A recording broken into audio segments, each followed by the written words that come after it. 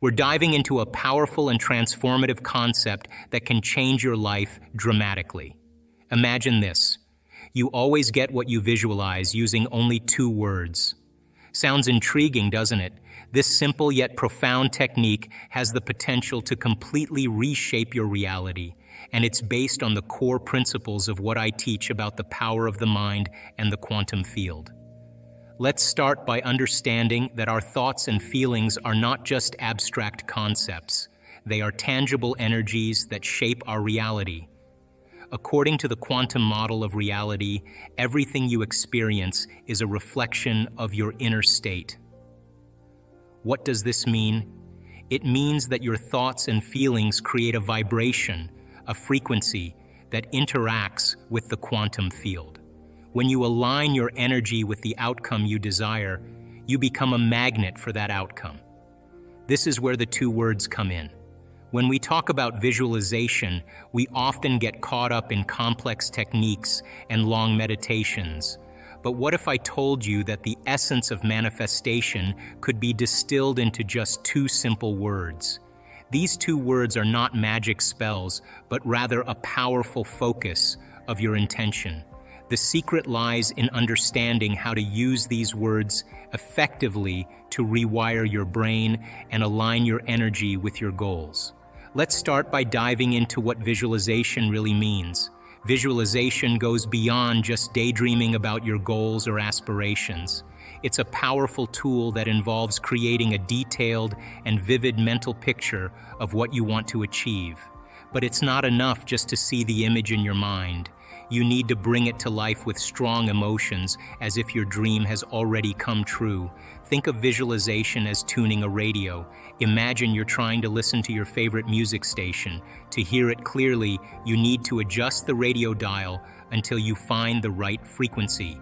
If you're on the wrong station, the music will be fuzzy or non-existent.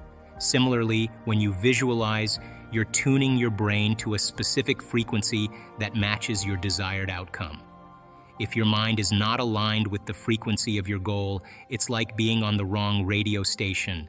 You won't achieve your dream. Here's how it works. When you visualize, you start by creating a clear and detailed mental image of what you want. Let's say you want to succeed in a new job. Close your eyes and picture yourself in that job. See yourself working confidently, interacting with colleagues, and achieving your goals. Imagine the environment, the people, and even the sensations you would experience. The more vivid and detailed this image, the more effective your visualization will be. But there's an important step beyond just seeing this image in your mind. You need to infuse it with powerful emotions. Feel as though you've already achieved your goal. In the case of the job, feel the excitement, satisfaction, and pride of succeeding. Imagine how happy and fulfilled you would be. This emotional charge is crucial because it helps to align your mind with the frequency of your desired reality. Our emotions play a significant role in this process. They act like a magnet, drawing your desired outcome closer to you. When you feel strong, positive emotions about your goal, you are sending out a powerful signal to the universe. This signal helps to attract opportunities, people, and circumstances that match the frequency of your goal. So it's not just about seeing the image, but also about feeling the emotions that come with achieving it. Let's break it down further. Imagine you're training for a marathon. Visualization for this goal would involve picturing yourself running effortlessly across the finish line. But don't stop there. Feel the exhilaration, the sense of accomplishment, and the pride of completing the race. By creating this mental image and pairing it with strong emotions, you're tuning your brain to the frequency of success in the marathon. Your mind starts to align with this goal, making it more likely that you will take the actions needed to achieve it. It's also important to practice visualization regularly. Just like tuning a radio needs fine adjustments, your mind needs consistent practice to stay aligned with your goals. Spend a few minutes each day visualizing your desired outcome. Make it a routine, and each time focus on making the mental image more vivid and the emotions more intense. This regular practice helps to reinforce the connection between your mind and your goal. The two words I'm talking about are I am. These words may seem simple, but they hold a lot of power.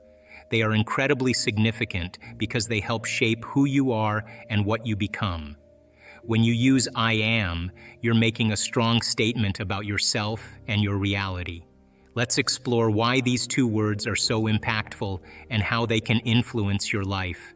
When you say I am, you're making a declaration. It's not just about stating something. It's about claiming ownership of a specific quality or reality.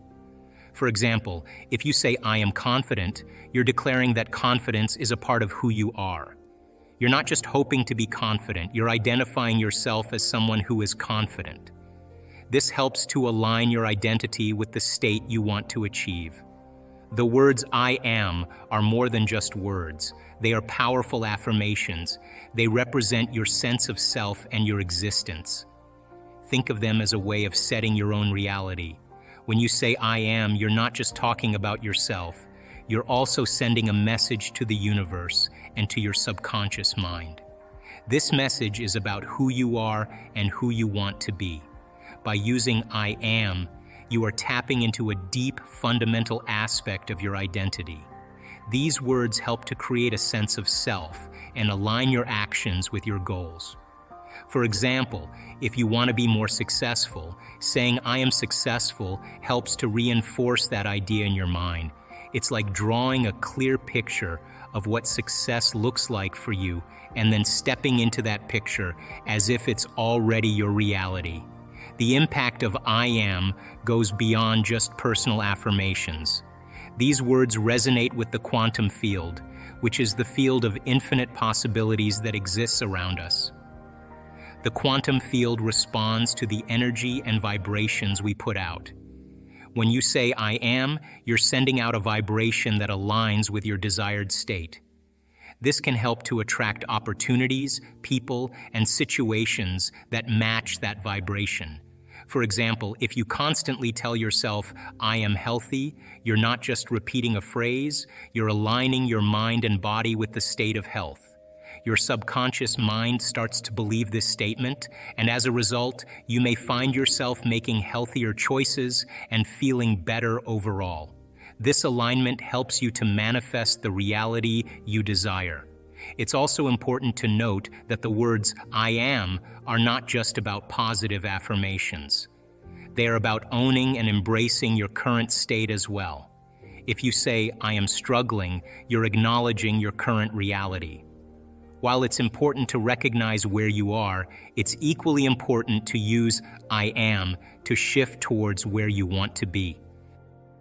By changing your statements to I am thriving or I am overcoming challenges, you start to change your perception and open yourself up to new possibilities. The key to using I am effectively is to make sure your statements are in alignment with your true desires and values. Be mindful of the words you choose and ensure they reflect the reality you want to create. When you say I am, make sure it's a statement that truly resonates with you and aligns with your goals. This alignment helps to reinforce your identity and supports your journey towards achieving your dreams. So how do you use these two words to get what you visualize? The process involves more than just saying I am and expecting immediate results. It's about deeply embedding these words into your subconscious mind and integrating them into your daily life. Let me break it down for you. First, begin with a clear intention. What is it that you want to achieve or experience? Be specific about your goal. Is it a new job, improved health, or a loving relationship? Once you have clarity, use the words I am to frame your visualization.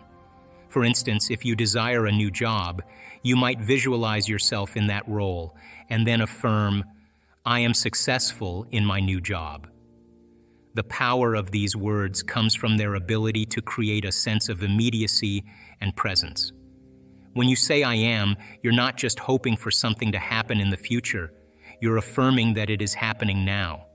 This shift in perception is crucial because it helps to align your energy with your desired outcome.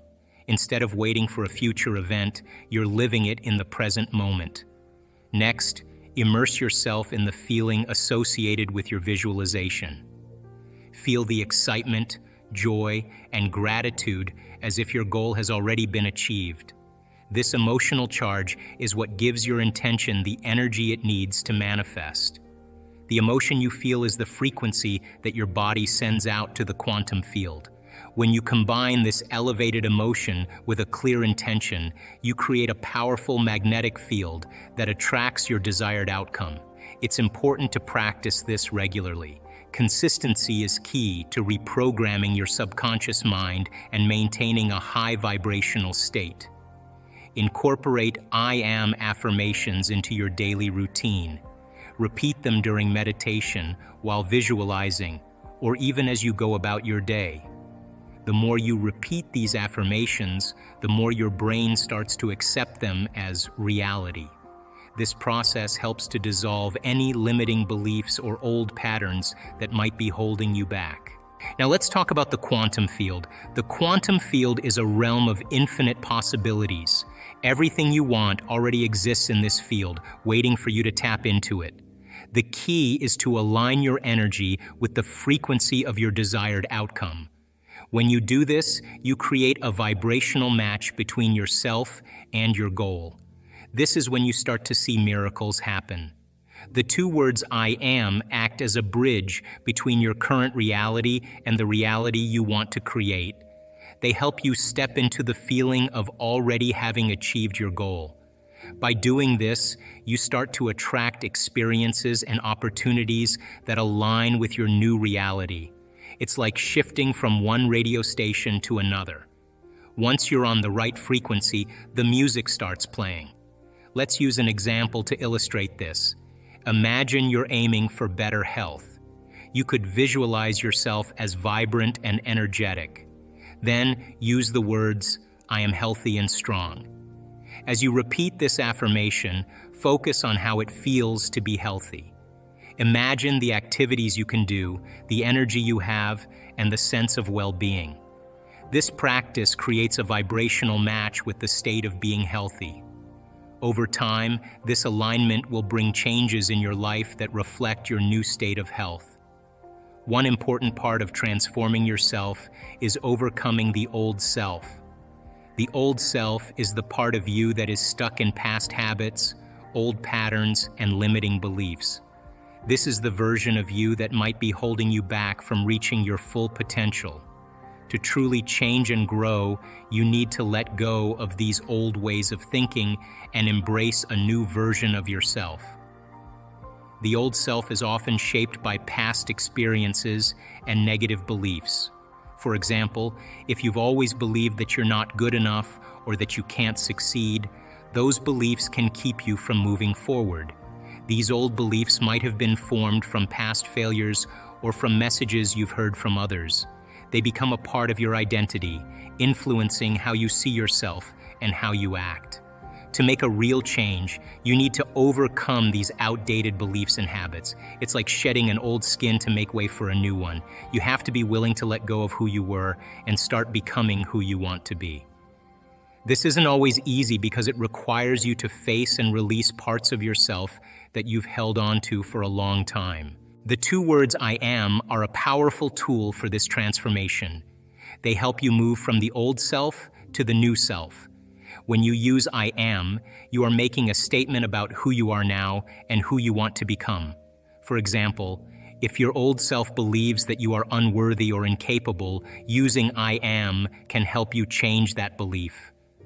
By saying I am successful, you start to align yourself with the idea of success. You are declaring that success is not just something you want, but something you are becoming. This shift in your self-talk helps to rewire your brain and change the way you think about yourself. It allows you to step into your new identity and live as if your goals have already been achieved. The quantum model of reality tells us that all possibilities exist in the present moment. By using I am affirmations, You're accessing these possibilities and bringing them into your reality. This is why it's so important to practice with intention and feeling. The more you align with your desired outcome, the more you will start to see changes in your life. The simplicity of using 2 words, I am, belies the profound impact they can have on your life. By integrating these words into your visualization practice, you create a powerful connection between your intentions and the quantum field. This connection allows you to draw your desires into your reality with greater ease and speed. So, choose a goal or a desire and use the words I am to affirm it. Visualize it, feel it, and repeat it regularly. The power of these 2 words, combined with the clarity of your intention and the intensity of your emotion, will help you manifest your dreams and transform your life. Programmed we really are. And that's bothered me ever since I wrote the book, because people watch things in their external environment and they accept, believe, and surrender to that information without any analysis, and they're programmed. And so when you and I start waking up and say no to those programs, and we start to think that we're maybe a little bit more unlimited than we're given credit for, and it's not driven for profits or self-interest, but when people start to wake up and say, hey, I healed myself of this condition, I healed myself of Parkinson's, I healed myself of lupus, I healed myself of cancer, I healed myself of rheumatoid arthritis, I've healed myself of chronic pain, I healed myself of food allergies. Hey, yeah, I was abused as a child. Yeah, that's right, I was beat up by a violent father, and I lived in vulnerability and fear for the last 25 years. But that fear has signaled the wrong gene, and I developed this genetic condition. It's not enough to just have a clear intention, because clear intentions have very little effect on the nature of reality.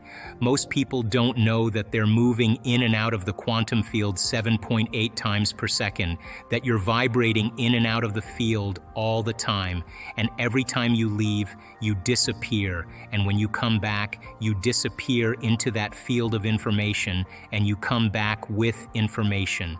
But if you go out as the same person, you don't bring any new information back. Are you with me? If you look at quantum physics, the physics of possibility, it's really talking about the spiritual aspect of ourselves, because you couldn't explain a miracle, you couldn't explain a biological process, you couldn't explain a simple healing of a cut at this point without understanding the quantum model of reality, and that there are particles, which are matter, it's you and I and everything in this physical world. And then there's energy, and that energy has a consciousness, it has an awareness, and that energy is a field of information that we are an extension of, that we have access to, and that we spend so much of our life looking outside of ourselves instead of looking inside of ourselves, and that we are really conditioned to look just for particles and matter instead of energy and information. And truly, when people reach the end of their beliefs or they're facing crisis in their life, that's the moment they start to turn within and start to ask the bigger questions. And if you were astute enough to look at this in moments of contemplation, if you were wanting to hide God anywhere, it would be a good place to hide. It would be within the human being, because everybody's looking outside of themselves, and we look for reasons to change and regulate our emotional states. We think that things and people and external things will really fulfill emotions that we're trying to change within us, and that truly when we start to really investigate who we are and look to see how we do that and demystify it, I think once we start to demystify it, it can become a skill. And so Einstein was a super cool guy because he spent a lot of time inward, and at 12 years old, he asked himself this simple question: if I ride my bicycle at the speed of light and I turn my lamp on, I turn my headlight on, will it go on? So he thought about that question every single day of his life. Every day of his life, he would go out in a boat on a lake as a child and lay on his back in the boat and look up at the sky and think about this. and he was building models of understanding. He was working his best to be able to figure out how light and energy were related. He did it for 10 years. He was possessed by the concept. And finally, he was working as a third-rate clerk in a Swiss patent office, and he was watching this man fix the roof across the way. And he just paused for a moment, and he was watching him, and the moment he was watching him, he got this incredible vision, and he understood how light and energy were related. It was a very abstract vision, and it was so abstract and so dimensional that he had to go back to school to learn the mathematics to be able to explain what he saw. And so it became very interesting because when Einstein published his papers on relativity, he didn't say like, hey, this person said this and this person said this, and I'm going to footnote this person. He just said, ladies and gentlemen, this is how it is. And it rocked the scientific community because he didn't really need anybody else as a reference. He had a discovery. And his discovery was so unique, and his brain really was wired for the understanding of light, and light was the ceiling of this reality. And so Einstein and Planck started doing these really interesting experiments where they were taking energy and they were putting energetic impulses into metals. And what they were looking to see is if electrons behave the same way as the very large. In other words, when an apple falls from the tree, it falls in a very specific way. It falls towards the center. It falls towards the larger body. So he reasoned, well, if we disturb electrons, and him and Planck were doing these experiments, if we disturb these electrons, then they should fall just like an apple falling from the tree towards the nucleus. It should be predictable, just like it's predictable in Newtonian physics and classical physics. Well, when they started disturbing the electrons, something very unusual happened. The electron gained energy, then it lost energy, and it gained energy, and it lost energy. And it gained energy, and it lost energy. And instead of it falling like a ball rolling down a hill, it was like a ball rolling down steps. All of a sudden, they became very aware that the subatomic world, the very tiny, didn't behave like the very large world. And so then they started to look for the electron. They started to try to measure it, and everywhere they looked for it, it appeared. And when they turned their back on it, and they no longer looked to measure it, it went from a particle that collapsed, called collapsing the wave function, back into energy. Now, this was a revolutionary moment because this meant that subjective mind, your mind has an effect on the objective world. That mind and matter are somehow correlated. And so this birth of quantum physics came along.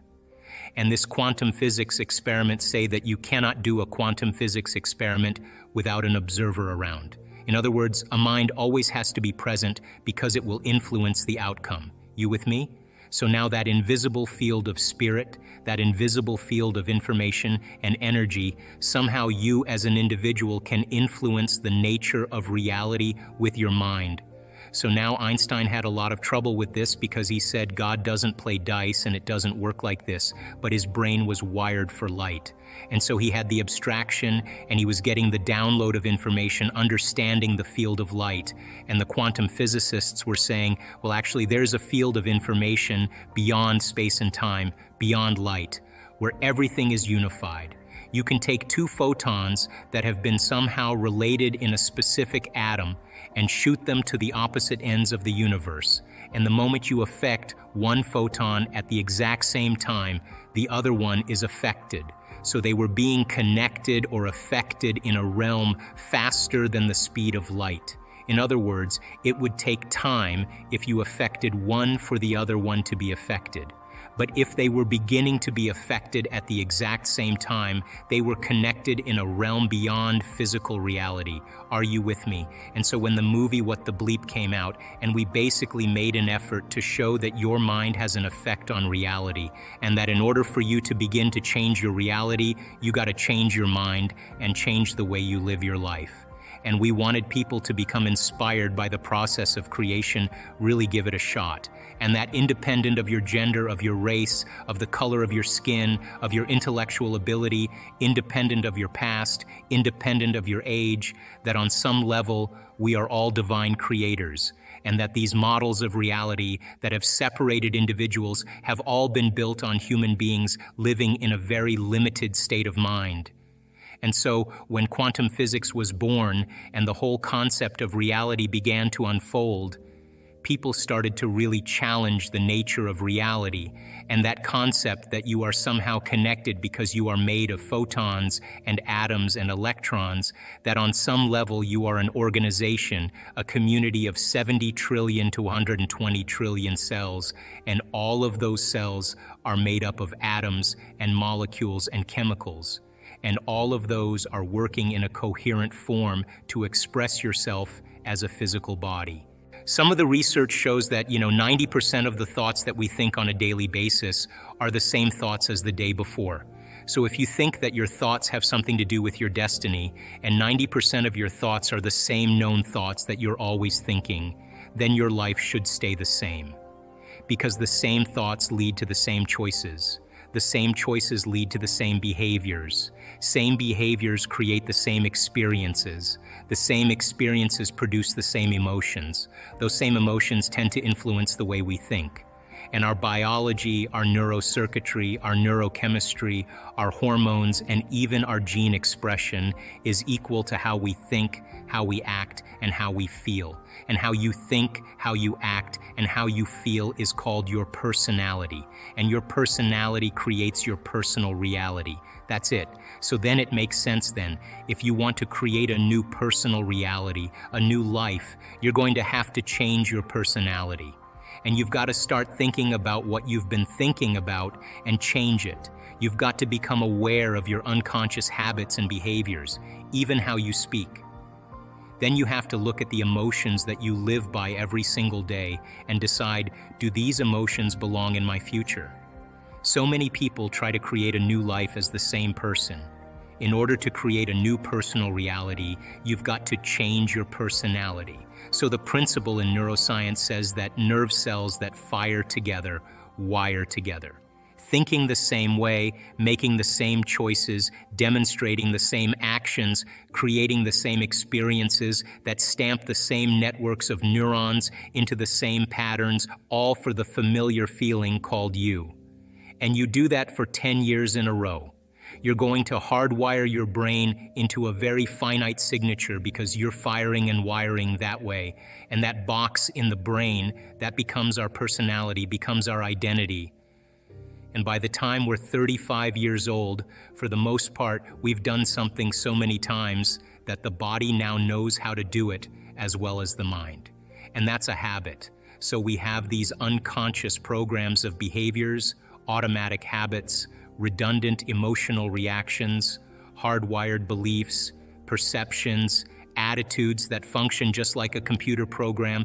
You press go and it runs automatically. So then when it comes time to change, thinking positively is going to do nothing because your body has been conditioned for the most part into a program in the past. So the thought never makes it to the body because the body's on a different program. So how do we begin to influence the body so that the thought actually produces some type of change? So think about it. If you think an unhappy thought, you're going to feel unhappy. If you think you're a failure, you're going to feel like a failure. Once you feel like a failure, you're going to think you're a failure. And people get caught in these loops of thinking and feeling and feeling and thinking. And that redundancy is a conditioning process because all you need is an image or a picture or a thought and a feeling, a response, stimulus response. And so the people tend to condition their brain and body into the past. And so when it comes time to change, you got to leave that familiar territory.